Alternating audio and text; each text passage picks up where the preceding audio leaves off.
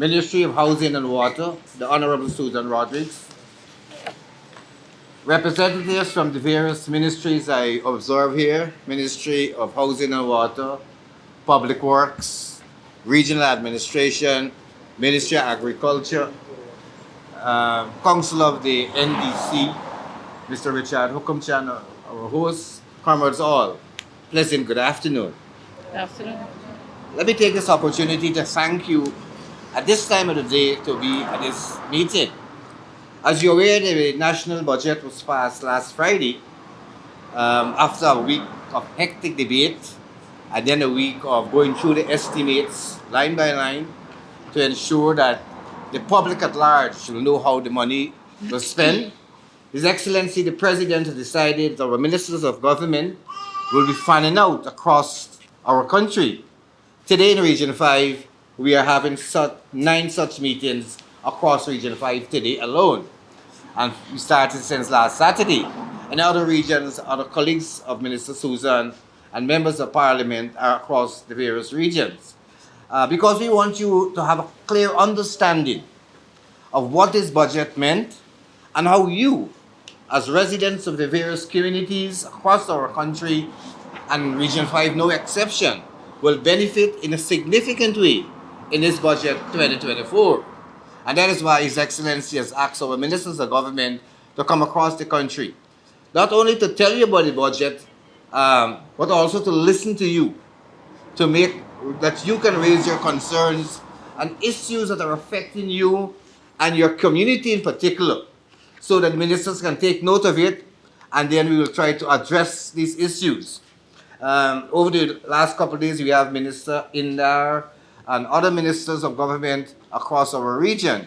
So today we have this honorable minister here with us. So ladies and gentlemen, help me to welcome the honorable minister as she makes her presentation to you. No, please. Thank you. Thank you very much, MP Jaferally, and thank you very much to the residents who came out here this afternoon. I know it's an unusual time of the day to be having a community meeting, but I'm very encouraged by the number of people that I see here this afternoon. So I'm very pleased to be here in Region 5. It's always a pleasure to be here in Region 5. The regional officials, I guess, are fanned out all over because we have more than one ministers who are conducting meetings within Region 5 and also in the other regions. Let me also thank all of the supporting agencies, government agencies and ministries who are represented here today and who will support me based on the issues that come up here today.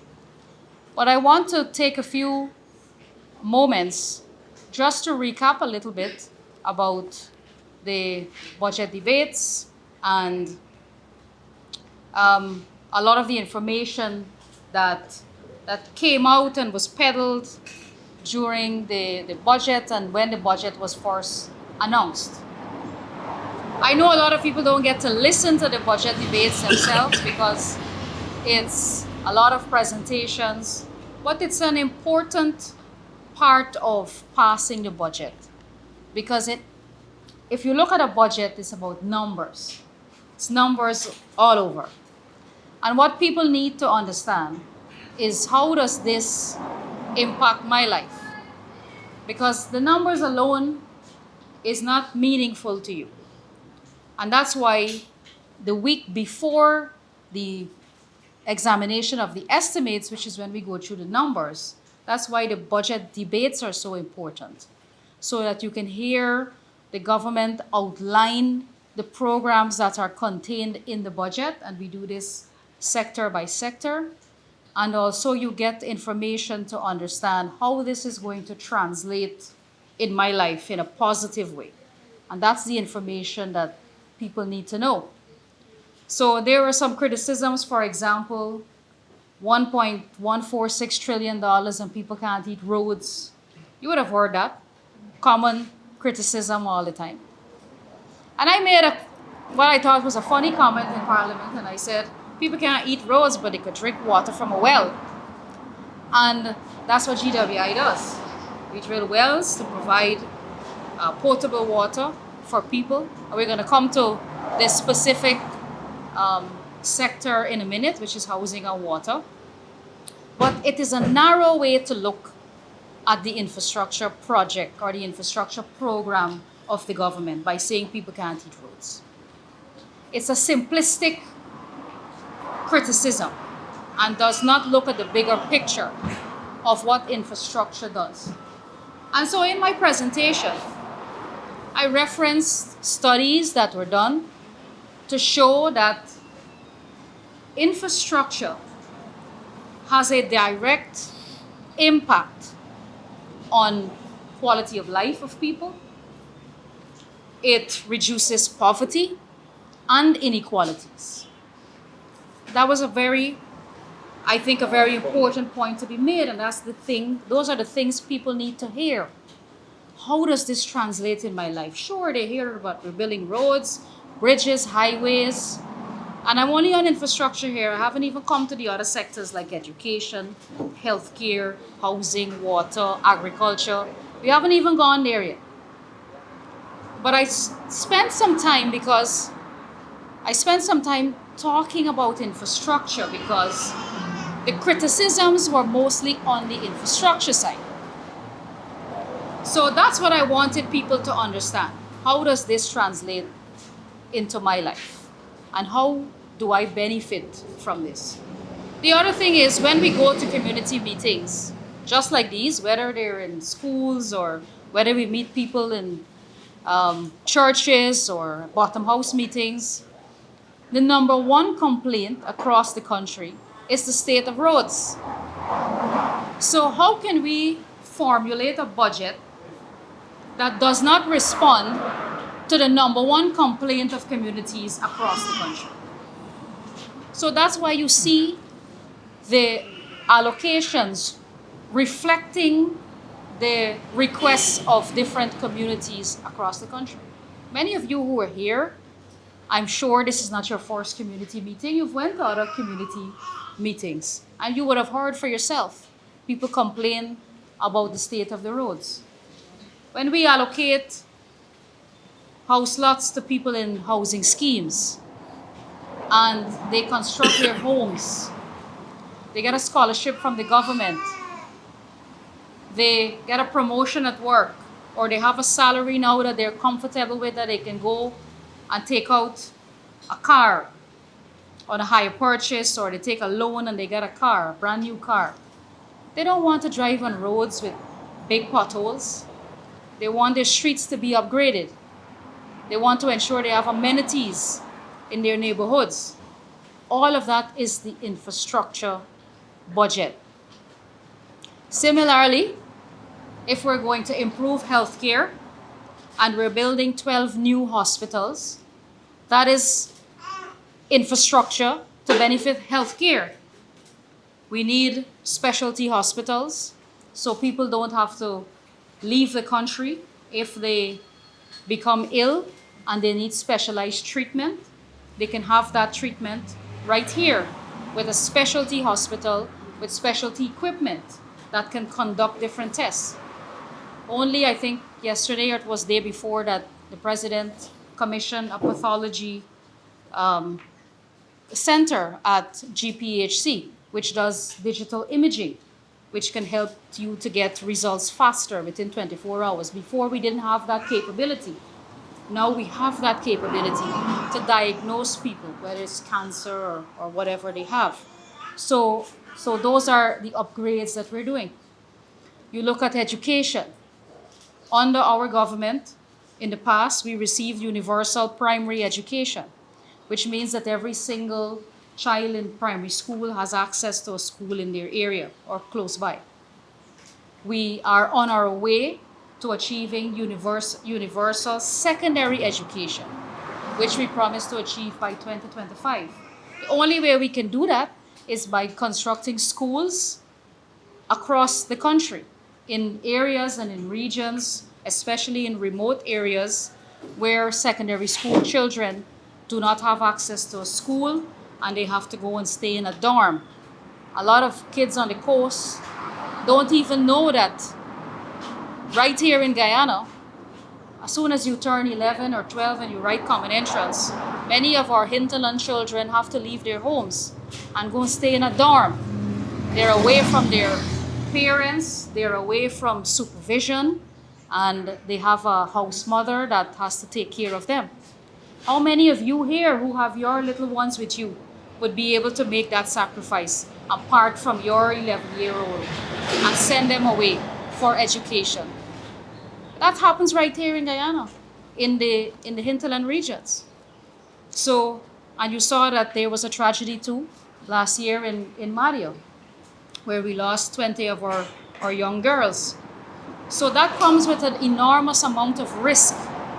And that's why we want to ensure that the education program is expanded and that more children across our country have access to schools.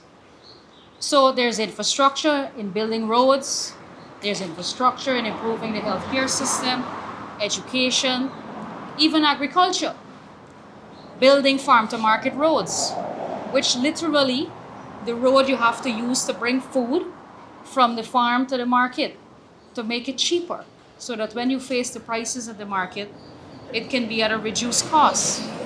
Improving our infrastructure helps us to do that, to reduce costs.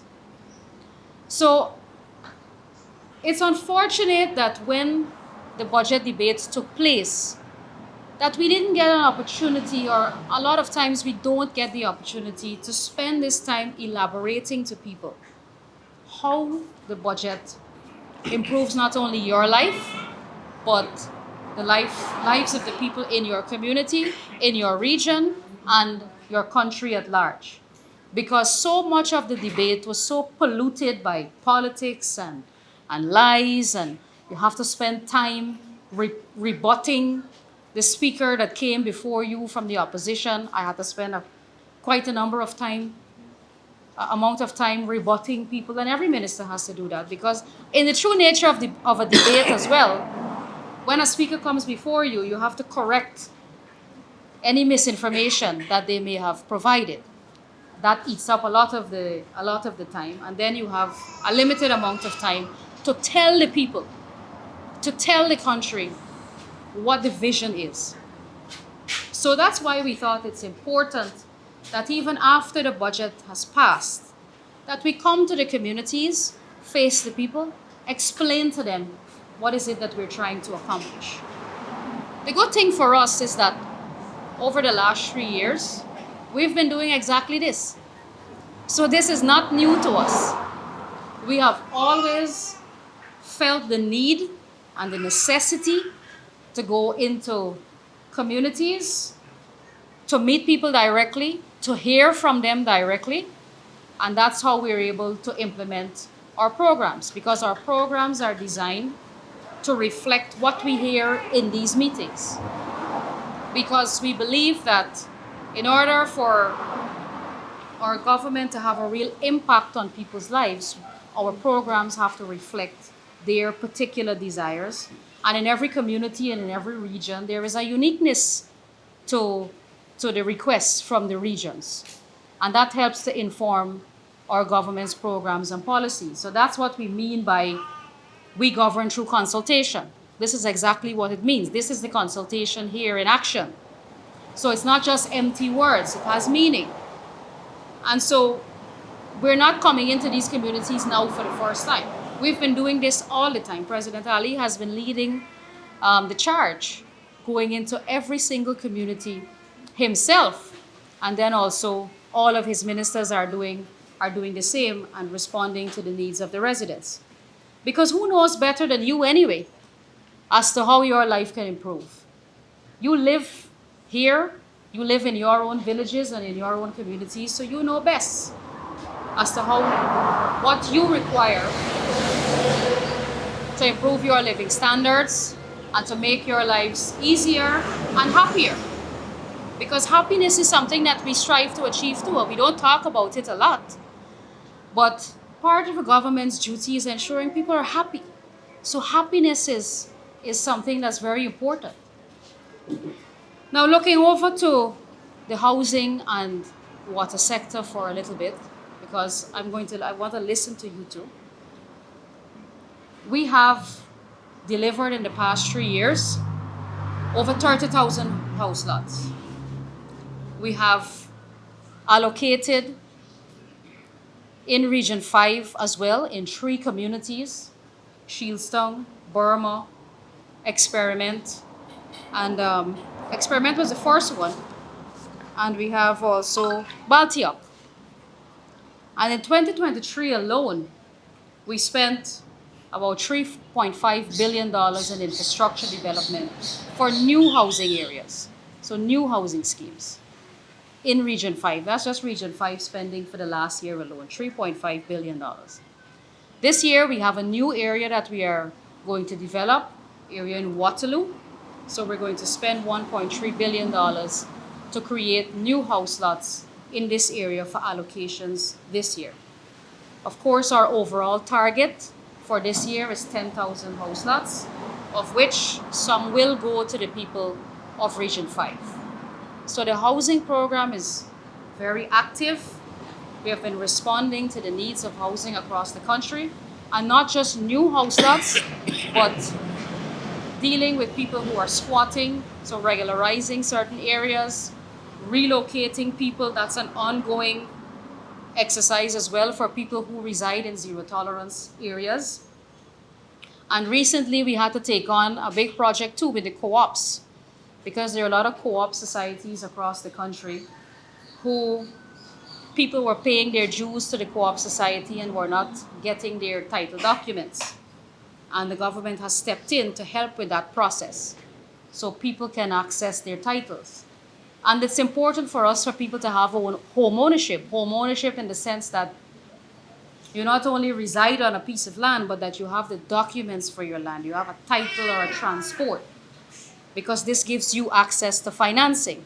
If you want to go to the bank and you want to build a home, your first home, or you want to extend your home, you can do that by accessing a loan through the bank. And to access the loan, you need the document as your collateral. People also use their titles or their housing documents to access loans to start a business. And in that area, we've been assisting people too to start their businesses. And through the Ministry of Tourism, Industry and Commerce, we've been giving small business grants and giving people advice on how they can start their businesses. So many programs that are all working together to bring overall improvement to the quality of life of people across the country. We have many people on the scholarship program, the Gold Scholarship. We already surpassed the target that we promised for 5 years. We set 20,000 scholarships in 5 years. We've already delivered 21,000 scholarships, and we're not stopping. There are many people who are now getting the opportunity to study that they could not get before, not only because they don't have to pay for it, but also because it's convenient to them. A lot of mothers, single mothers, who can't leave their child to go study in the evenings, but they can do it online, or because they are working and they have a busy schedule. So the online scholarship has been helping to improve the lives of those people. And in many cases, there is every single household in this country where at least one person is benefiting from something directly from the government. Whether it's a cash grant for the school children, whether it's a pensioner in the home who's benefiting from their pension, or a water subsidy or electricity subsidy, or a scholarship, or something benefiting directly from a program introduced by the government. Looking across at the water sector, many of the people who live on the coastline, which includes Region 5, parts of Region 5, most of Region 5 is on the coastline, have access to water, but they would like access to treated water without the iron content. This area, this is in Rising Sun, and I believe there are some other people from some other communities Washington here as well. So for all the people in Perseverance, Farm, Strathcampbell, Calcutta, and Weldad, all of these communities will receive including where we are, Rising Sun, will benefit from the installation of a new inline filter in Weldon. So this project will be completed this year.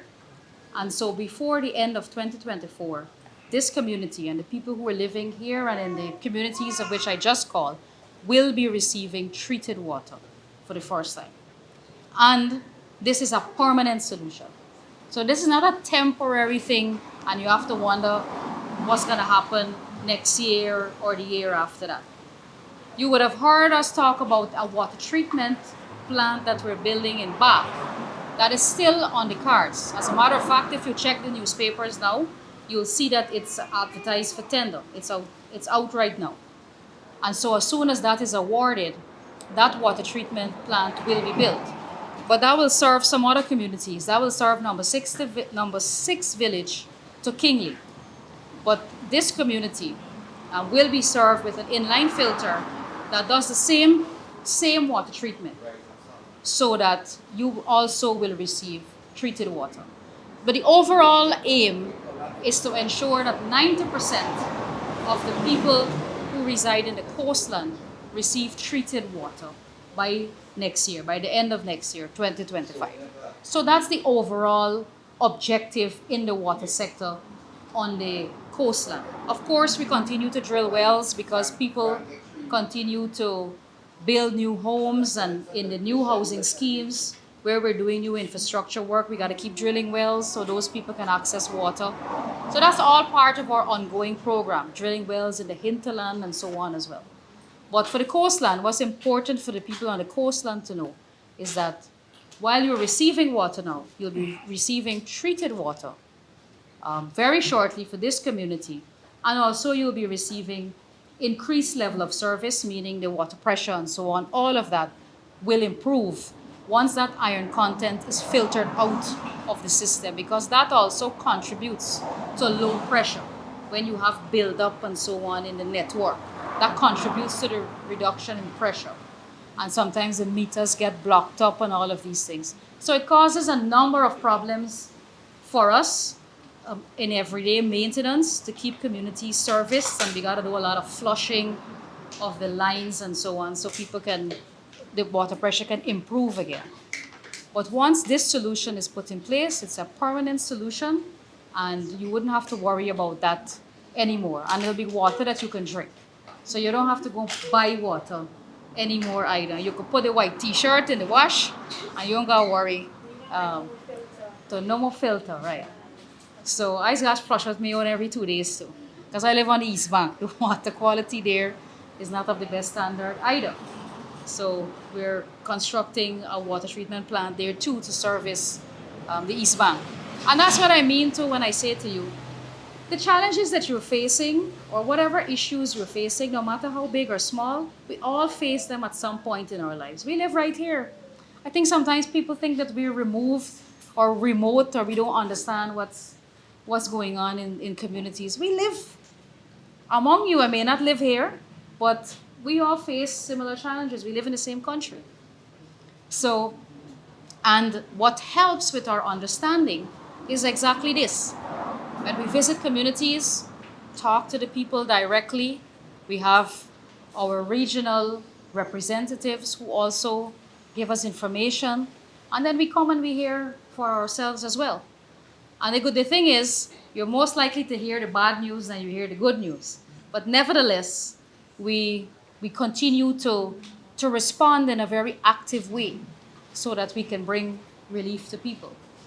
So I think I don't want to overload you this afternoon, because I don't like to give people too much information at one time and then they forget everything you say. So it's important, I think, at least for this afternoon, that you understand the overall vision of not only budget 2024, but the overall vision of the government. And I think over the past 3 years, we have done a lot to elaborate to people so that people understand what is happening in the healthcare sector, what's happening in education, housing, water, agriculture. And not only that you are told this information, but that you see it happening. And I think a lot of people who may still be waiting for something in particular that they want to see, they are still patient because they see the government trying and they see the government achieving results. And when you see you have people who are committed to the task, who are getting it done, delivering on the promises, you know that there's hope. So when we came back into the housing sector, for example, when we took government and we came back into housing, people started to see right away, within the first 3 months, we started to allocate house lots. We came into government August, and before the end of 2020, we delivered 3,000 house lots, I think it was. Right, Janelle? About 3,000 house lots in the first 4 months in office. So when people saw that, when people saw people were coming to receive house lots, we got overwhelmed at the ministry with new applications. On my public days, the line would be out the ministry, on Brickdam, down Camp Street. That's what started to happen. Because people now realized, wait, it's actually happening. So that house lot application that I got pending, let me start following up on it. The young people started to submit new applications. And that's why we still have about 40 or 50,000 new applications now that we still have to respond to, even though we've delivered 30,000 in the past 3 years, because people keep coming to us. And the reason they keep coming to us is because they have confidence. They see the program working. So they're coming to us. So, and you can see that we have been working and delivering, because now the crowd is less and less at the ministry. So the demand has reduced and people are submitting their applications and happy to wait a little bit because they know, they see us working. So they know we'll eventually get to them. So similarly across all the sectors in the government, anybody who's honest with themselves know that the government is working and we're trying really hard to ensure that everybody is satisfied. And you can appreciate that that's a hard task, to make sure that everybody is happy. But nevertheless, we're committed to that task. And all that we've been doing in the past 3 years is the things that we already promised people. Because we've stayed true and faithful to our manifesto. We have been implementing all of the things we said to people, we will implement. So nobody can criticize us to say, well, you promised this particular thing, but we haven't seen anything or heard anything. Or it's contained in our document, which you elected us on, and that's why you see the allocation and spending being allocated to achieve those specific objectives that we promised you even before coming into government. And we've been doing that and more. Because when the president comes out or we come out into communities and we get feedback from you, we go back with a list of things that still need to get done, in addition to what we came to do. But that's how it goes. So, and you'll continue to see that level of commitment from us. A lot of people, when we came in the first year too, when they saw the pace and the speed at which we were going, they said they ain't gonna last. So they're gonna burn out. They're gonna burn out just now. They're gonna get tired. And every year, you see us doing more and more and more, and the program keeps expanding. 3 years in, and we're still going. We suffer from burnout yet, and we don't plan to suffer from burnout. I see an engineer from housing giggling there because he looked like he had the last, but we're gonna make it on. We'll make it. So you're not gonna see us waning. We're not going to wane. We believe in what we're doing. And I tell people this all the time, as if you don't believe in this work, you can't do it. Because sometimes the more you do it, the more criticism you get. So if you don't love this job, like we don't love this task of what we're doing, we can't do it. Because something ought to motivate you every day to get up out your bed. Something ought to motivate the president every Sunday morning. He's somewhere. He's motivated. and he leads by example. And we're going to ensure that he has a cabinet that supports him completely, and we'll be here to support all of you. So I want to thank you for coming out this afternoon. Like I said, at this unusual hour, I'm still pleased to be here with you to share some of my thoughts with you on the budget and on the direction that the country is going in and the overall plans that we have for this year and for the future years. So thank you very much, and I look forward to your engagement.